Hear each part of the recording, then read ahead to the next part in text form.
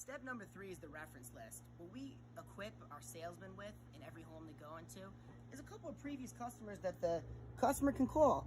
Humans are visual, so we put pictures here, and we try to entice them to call these people and ask them how the previous installation went.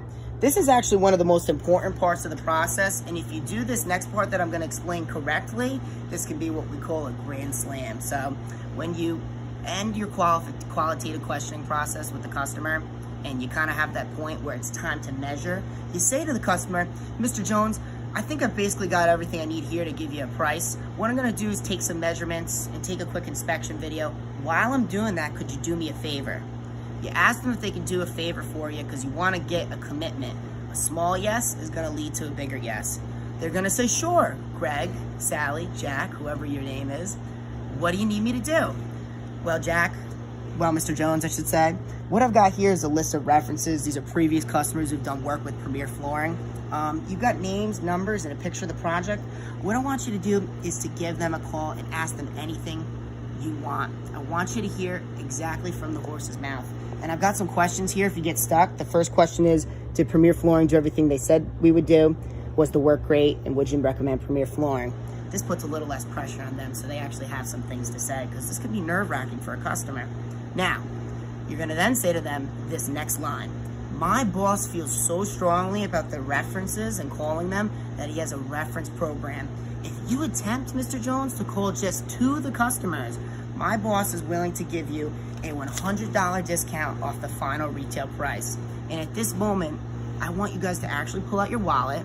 We're gonna create for you a fake $100 bill. You're not gonna give them a real one. And you're gonna give this coupon to them. And the reason why we want it to look like money is because when I just pulled out this money, you probably got a little bit surprised, and it's because there's dopamine going through your brain. Harvard also did a study on that.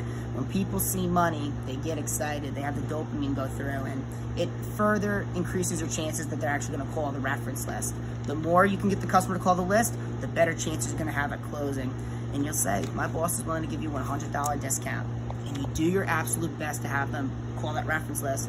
If you do all these steps exactly how I showed you, you should be able to get about 50% of the customers to actually call the reference list. Now, one little back pocket move that I've used, and again, as you practice it more, you can use this, don't use it immediately, is what I'll do is if they don't call the reference list and I went and I've then gone and measured and done an inspection video, I'll come back, I'll ask them how the reference list went. If they didn't call you, I'll say, listen, Mr. Jones, I feel so strongly, I want you to get this discount, then I'm gonna give the reference list a call right now. And I'll call them and put it on speaker right in front of them, and the customers love it. Now, sometimes that can be a little too much pressure for someone, so you gotta review this as a case-by-case basis, but again, every little bit counts, and the reference list is one of the most important things, so make sure you get this step right.